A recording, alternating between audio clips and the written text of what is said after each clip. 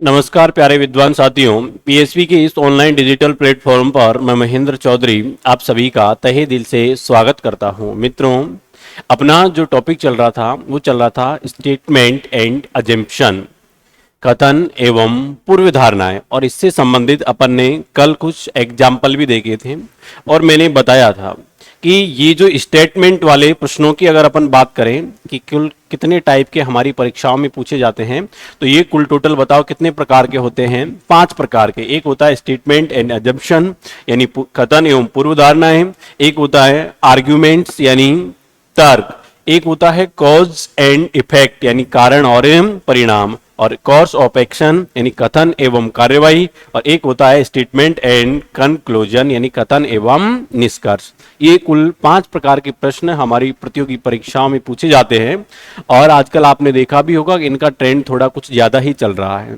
तो कल हमने स्टेटमेंट एंड अजम्पशन के बारे में पढ़ा और कुछ एक दो हमने एग्जाम्पल भी देखे थे, और आज भी अपन कुछ एग्जाम्पल देखने वाले हैं। और आप लोगों को हमेशा इस प्रकार के प्रश्नों में एक ही चीज ध्यान रखनी है कि आपकी जो थिंकिंग है, आपकी सोच है, उसको क्या रखना है, पॉजिटिव। ठीक। हालांकि शुरू में आपको पढ़ने में ये हो सकता है थोड़ा जटिल लगे, क्योंकि आपकी 20 साल की जो सोच है उसको मैं 20 मिनट में सकारात्मक बदल नहीं सकता, लेकिन फिर भी अपन कोशिश करेंगे कि जो आपकी नकारात्मक सोच है उसको बदले अपन और सकारात्मक सोच को अपनाएं। तो सकारात्मक सोच के साथ हमको इन प्रश्नों का जवाब देना है। देखते हैं कि किस तरीके से हम प्रश्नों को हल करते हैं। हल करने का इस पूरे चैप्टर में स्टेटमेंट एंड अजम्पशन में हमारा एक ही तरीका है कि भाई जो हमारा अजम्पशन है, अवधारणा है, वो एक तो कथन का विरोध नहीं करना चाहिए, यानी अवधारणा कथन के विरोध में नहीं होनी चाहिए। दूसरा, इलॉजिकल नहीं होनी चाहिए, यानी अमान्य नहीं होनी चाहिए। तो अगर इन दोनों में से किसी भी स्थिति का सामना अगर अवधारणा करती है या कथन का विरोध करती है या अमान्य होती है, तो ऐसी अवस्था में उसको गलत माना जाता है। अदरवाइज इसमें पूर्वानुमान लगाए जाते हैं। 100% अपन क्या लगाते हैं, इसमें अनुमान लगाते हैं, और अनुमान हमेशा हमारे क्या होते हैं, सही। जो बेसिक सारी चीजें मैं आपको कल भी बता चुका था। फिर भी हम हमारे प्रश्नों को हल करते हैं, देखते हैं। तो कल हमारे प्रश्न संख्या 2 तक हो गए थे। अब देखो, अपन देखते हैं प्रश्न संख्या 3 में अपन से क्या कह रहा है, तो देखते हैं। देखिए मित्रों, 3 में अपन से कह रहा है कि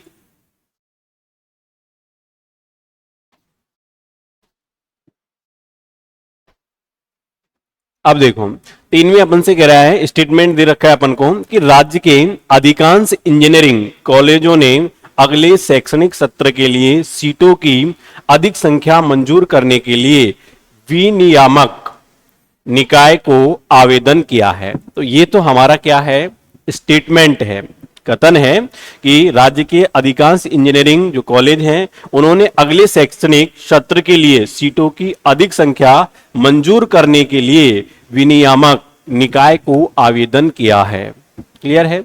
आगे अपन देखते हैं, इसमें ये स्टेटमेंट हो गया। अब इसके बाद में हमारे जो अजम्पशन है, अवधारणाएं हैं, वो कौन कौन सी है। अब देखो, अवधारणा फर्स्ट में कह रहा है कि हो सकता है विनियामक निकाय राज्य के इंजीनियरिंग कॉलेजों द्वारा मांगी गई अतिरिक्त सीटें मंजूर कर दे। बताओ, इसमें कहीं कथन का विरोध किया गया है क्या? नहीं भाई, अपन विनियामक को आवेदन कर रहे हैं कि राज्य में जो इंजीनियरिंग कॉलेज है उनकी सीटें बढ़ाई जाए।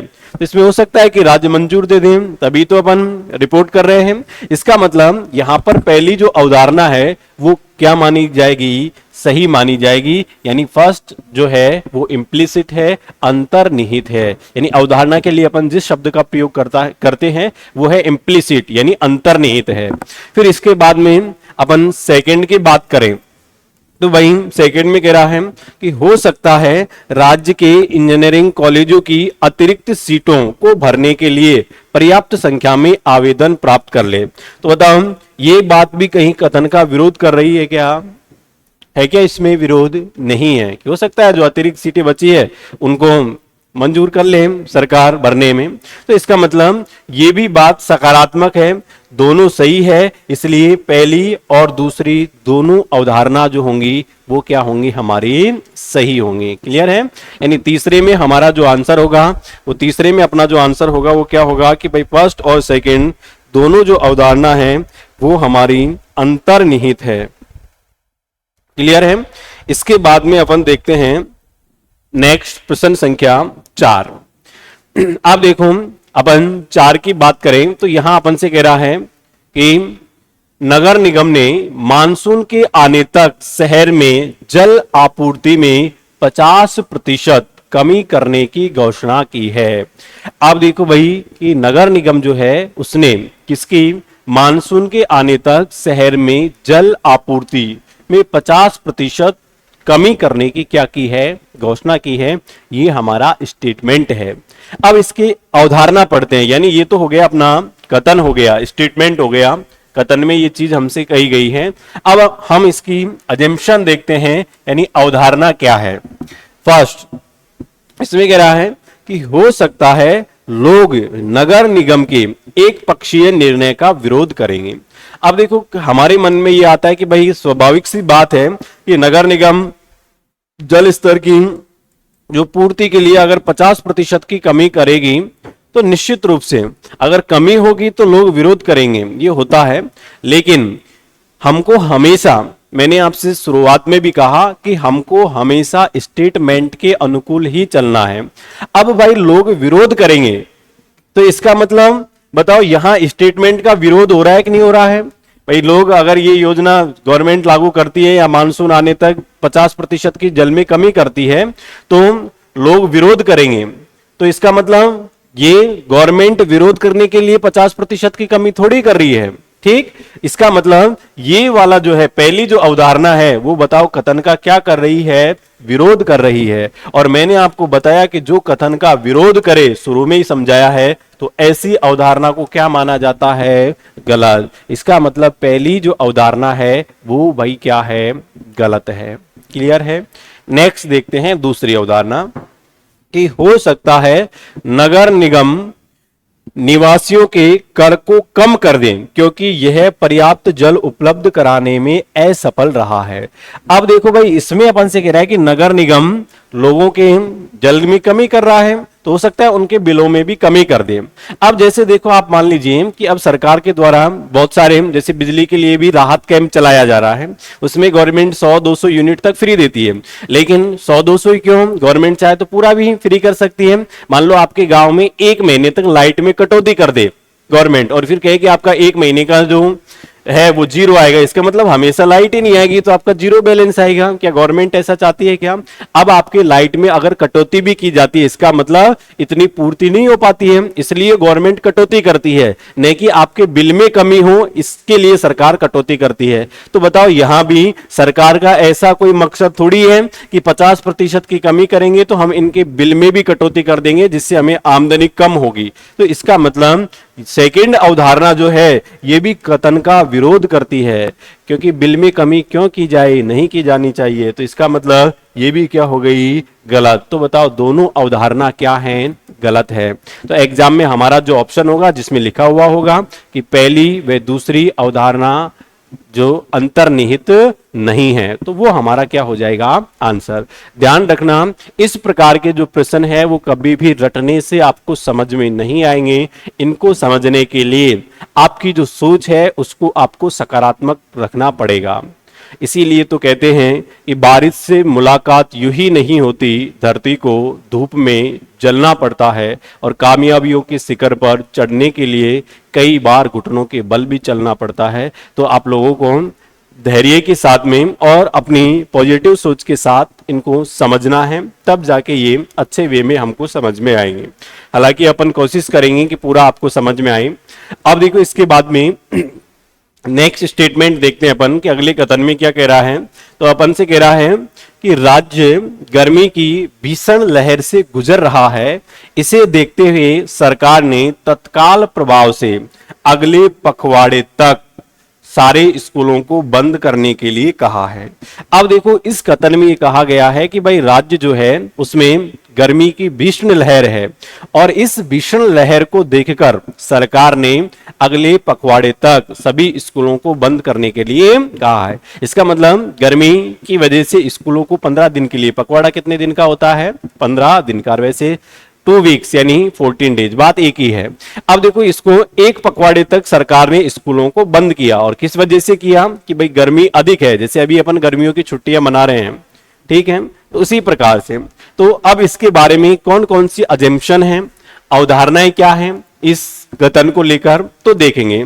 और मैंने अभी बताया कि अवधारणा देखते समय हमको एक ही चीज का ध्यान रखना चाहिए कि कोई भी अवधारणा कथन का विरोध नहीं करनी चाहिए, और कोई भी अवधारणा अमान्य नहीं होनी चाहिए। उसी अवधारणा को क्या माना जाता है, सही माना जाता है। तो देखो पहली अपन देखते हैं, हो सकता है गर्मी की लहर एक पखवाड़े से ज्यादा न चले, यानी पहली जो अवधारणा है उसमें कह रहा है कि हो सकता है गर्मी की लहर एक पखवाड़े से ज्यादा नहीं चले। तो बताओ इसमें ये कहीं कथन का विरोध करती है क्या, नहीं। भाई गवर्नमेंट ने भी तो एक पखवाड़े तक की छुट्टी दी है, इसका मतलब गवर्नमेंट ने भी जो आंकड़े गवर्नमेंट के पास में है मौसम विभाग के, उनसे उनको लगता है कि जो गर्मी है वो एक पखवाड़े के बाद में गर्मी की जो लहर है ये क्या हो जाएगी, कम पड़ जाएगी, तो उसके बाद में स्कूल खोल दिए जाएंगे। इसीलिए तो एक पखवाड़े की छुट्टी दी है। मान लो अगर पहले और ज्यादा के संकेत होते तो और ज्यादा दिन की छुट्टी दी जाती।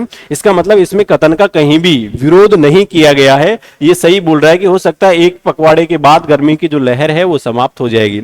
तो बताओ पहली अवधारणा क्या है, सही है, ठीक, यानी फर्स्ट इम्प्लिसिट है, अंतर्निहित है। इसके बाद में हम सेकंड देखते हैं कि हो सकता है छात्रों के माता पिता। अब देखो अपन से दूसरी में कह रहा है कि छात्रों के माता पिता एक पखवाड़े के बाद भी अपने बच्चों को स्कूल नहीं आने देंगे।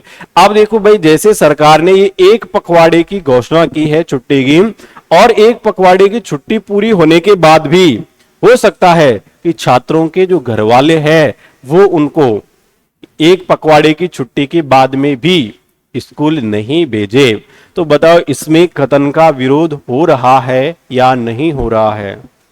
तो यहां ध्यान रखना, इसमें साफ साफ कथन का विरोध हो रहा है। भाई गवर्नमेंट तो छुट्टी दे ही नहीं रही और बच्चों के माता पिता अपनी मर्जी से छुट्टी कर रहे हैं। इसका मतलब ये गवर्नमेंट के जो नियम है एक पखवाड़े के लिए छुट्टी की घोषणा की है तो उसका उल्लंघन कर रहे हैं, विरोध कर रहे हैं ये तो, कि भाई पखवाड़ा समाप्त हो जाएगा उसके बाद में हम बच्चों को स्कूल नहीं भेजेंगे। तो इसका मतलब इस स्टेटमेंट का कहीं ना कहीं इसमें विरोध किया गया है, और जब विरोध होता है तो उस स्टेटमेंट को हम क्या मानते हैं, गलत। इसलिए दूसरी अवधारणा क्या है, गलत है। तो यहां पर इस वाले प्रश्न में केवल और केवल कौन सी अवधारणा अंतर्निहित है, पहली। तो हमारा जो आंसर होगा वो फर्स्ट होगा। क्लियर है। नेक्स्ट देखते हैं अगला प्रश्न। हमेशा आपको इसमें सिर्फ और सिर्फ दो ही चीजों को ध्यान रखना है जो मैं बार बार आपको बता रहा हूं कि एक तो ये हमको ध्यान रखना है कि वो कथन का विरोध नहीं करनी चाहिए, और दूसरा कि अवधारणा अमान्य नहीं होनी चाहिए। इसके अलावा सारी जो अवधारणाएं होंगी वो सही होंगी। अब देखो अपन देखते हैं कि जो छठा प्रश्न है उसमें अपन से क्या कह रहा है। अपन से कह रहा है रेल पटरियों को पार करने की कोशिश कर रहे कई लोगों को रेलवे पुलिस ने पकड़ लिया। यानी आपको पता है कि जो रेल की पटरियां होती है, जैसे मान लीजिए ये रेल की पटरियां हैं, अब आप यहां से सीधा रोड क्रॉस करते हो या सॉरी पटरी को क्रॉस करते हो तो ये क्या है, ये आप एक अपराध कर रहे हो, ठीक, यानी नियमों का उल्लंघन कर रहे हो। कभी भी हमें रेल की पटरी इस तरीके से क्रॉस नहीं करनी चाहिए, क्योंकि जहां पर रेल की पटरी क्रॉस करने के लिए आवागमन के साधनों का अधिक गमन होता है वहां पर रेल अलग से अपने फाटक बनाता है, और जहां रेलवे अलग से अपने फाटक बनाता है वहां इसके अलग व्यक्ति रखता है जो जब ट्रेन आती है तभी फाटकों को ओपन कर देता है और ट्रेन निकल जाती है तो उसके बाद में क्या कर देता है, बंद। अरे ऐसा थोड़ी करता है, ट्रेन जब आएगी तो क्या होगा, फाटक बंद कर दिए जाएंगे, और जब ट्रेन जाएगी तो फाटक को खोल दिए जाएंगे। क्लियर है। फिर इसके बाद में जैसे अपन मान लीजिए रेलवे स्टेशन पर गए, तो जब हम रेलवे स्टेशन पर जाते हैं तो यहां पर मान लो प्लेटफॉर्म नंबर 2 है और यहां पर प्लेटफॉर्म नंबर 1 है, इन दोनों के बीच में ये रेल की पटरी है। तो अपन को रेल जब ये प्लेटफॉर्म नंबर 1 से 2 पे आना है तो कभी कभार हम ऐसा करते हैं कि सीधा यहां से गए, पटरी क्रॉस की और प्लेटफॉर्म नंबर 2 पे चढ़ गए, क्योंकि यहां हमने देखा कि यहां हमें सीढ़ियों पे ऊपर चढ़ना था, ऊपर चढ़ के फिर यहां आना था तो हमने सीधी छलांग लगा दी। ध्यान रखना ये रेलवे नियमों का उल्लंघन है। अगर आप पटरी क्रॉस कर रहे हो तो आप पर जुर्माना रेलवे पुलिस के द्वारा लगाया जा सकता है। अब देखो यहां भी वही बात कर रहा है कि भाई रेल पटरियों को पार करने की कोशिश कर रहे कई लोगों को रेलवे पुलिस ने पकड़ लिया और छोड़ने से पहले, अब रेलवे पुलिस अगर कोई रूल तोड़ेगा और उसको पकड़ लेगी तो ये तो है नहीं कि मिठाई का डिब्बा देके छोड़ देगी। इसका मतलब उनसे पेनल्टी लेगी, कुछ राशि लेगी। तो उन छोड़ने से पहले उन पर क्या लगाया, भारी जुर्माना लगाया। ये हमारा स्टेटमेंट है। अब इसके बाद हम इसके अजम्पशन देखते हैं, अवधारणा इसके बारे में क्या क्या है। तो देखिए अवधारणा सबसे फर्स्ट, हो सकता है कि भविष्य में लोग रेल की पटरियां पर न चढ़े। अब देखो भाई इसीलिए तो रेल की जो रेलवे पुलिस है वो पेनल्टी लगा रही है, वो भी तो यही चाहती है कि लोग रेल की पटरियों पर नहीं चढ़े, जिससे दुर्घटना न के बराबर हो। तो इसका मतलब सही है, इसमें कथन का विरोध किया गया है क्या? नहीं, बल्कि तो समर्थन ही कर रहा है कि हो सकता है कि भविष्य में लोग जो है उन पर हैवी पेनल्टी लगाई जाएगी तो रेल की पटरियों को पार नहीं करेंगे। और वैसे पेनल्टी लगाने का मुख्य कारण भी तो यही है कि लोग रेल की पटरियों को क्रॉस नहीं करें। तो इसका मतलब पहली जो अवधारणा है वो क्या है, सही है, इम्प्लिसिट है। सेकंड पढ़ते हैं। अब देखो सेकंड में अपन से कह रहा है कि पीपल में continue crossing railway track and पे हैवी पेनल्टी। अब देखो हो सकता है कि लोग पटरियां पार करते रहें और भारी जुर्माना भरते रहे। बताओ इसमें कथन का विरोध हो रहा है या नहीं हो रहा है? अब तुम कहोगे कि इसमें विरोध, जब गवर्नमेंट ने पेनल्टी निश्चित कर रखी है तो बढ़िया है, गवर्नमेंट को तो इनकम हो रही है। जो लोग बार बार पटरियां क्रॉस करेंगे तो हैवी पेनल्टी पे करेंगे, तो गवर्नमेंट भी तो ऐसा ही चाहती है कि लोग अधिक से अधिक नियम तोड़े और हमारे पास में पैसा है। ऐसा होता है क्या, जब अपन सड़क पर चलते हैं तो वहां पर ट्रैफिक पुलिस का या ट्रैफिक का जो नियम होता है हमारा यातायात का कि हेलमेट हमको लगा के चलना चाहिए। अब वहां पर मान लीजिए आप हेलमेट लगाकर नहीं जाते हो और आपके रोज चालान होते हैं, तो क्या गवर्नमेंट का मकसद ये है कि लोगों से अधिक कर वसूल किया जाए? नहीं, उनका मतलब ये है कि कहीं ना कहीं किसी की जिंदगी बचाई जाए। कर तो गवर्नमेंट और कई चीजों के माध्यम से ले सकती है। तो ये सारी चीजें जो हम पे लागू की जाती है कि अगर आप हेलमेट नहीं पहनोगे तो आप पर जुर्माना लगा जाएगा, तो इसका मतलब ये है कि जुर्माना लगाया जाएगा, यानी इसके लिए अधिक से अधिक लोग हेलमेट पहने और अपनी सुरक्षा करें। तो उसको बढ़ाने के लिए कि हेलमेट लगाना चाहिए। तो यहां भी वही है कि गवर्नमेंट का ऐसा उद्देश्य नहीं है कि भाई लोगों पर अपन लोग पटरी क्रॉस करते रहे और हैवी पेनल्टी लेते रहे। तो इसका मतलब ये सेकंड वाली जो बात है कि हो सकता है लोग पटरियों पर पार करते रहें तथा भारी जुर्माना भरते रहें, तो ये तो कथन का क्या कर रही है, विरोध। जबकि कथन में तो हम लोगों पर पेनल्टी इसलिए लगाई जा रही है कि वो पटरियां क्रॉस नहीं करे, जबकि ये तो करवा रहा है। इसका मतलब ये कथन का विरोध कर रहा है। इसलिए सेकंड जो अवधारणा है वो नॉट ओनली गलत बट आल्सो भयंकर गलत, यानी सेकंड क्या है, गलत है। क्लियर है? आज का हम आखिरी प्रश्न देखते हैं। देखिए फिर इसके बाद में कुछ एग्जाम्पल अपन इसके कल देखेंगे और कल की क्लास में इस टॉपिक को समाप्त कर देंगे। ध्यान कर रखना कि इसमें रटने का कुछ नहीं है, एक पूर्ण मनोयोग के साथ में और समझते हुए इसको पढ़ना है। अब देखो यहां स्टेटमेंट देखते हैं। शहर में अगले दिन आयोजित होने वाले एक दिवसीय अंतरराष्ट्रीय क्रिकेट मैच के टिकट खरीदने के लिए बहुत बड़ी संख्या में लोग कतार में खड़े रहे। यानी शहर में अगले दिन आयोजित होने वाले एक दिवसीय कौन सा मैच है, अंतरराष्ट्रीय क्रिकेट मैच के टिकट खरीदने के लिए बहुत बड़ी संख्या में लोग कतार में खड़े रहे। ये हमारा स्टेटमेंट है। अब इसके अजम्पशन देखते हैं कि इसके बारे में जो अवधारणा है वो क्या है। देखो अवधारणा में अपन से कह रहा है कि हो सकता है अगले 6 महीने तक, यानी कब की बात कर रहा है ये, आने वाले जो 6 महीने हैं, नेक्स्ट 6 मंथ, 6 महीने तक शहर में कोई और एक दिवसीय अंतरराष्ट्रीय क्रिकेट मैच आयोजित नहीं हो।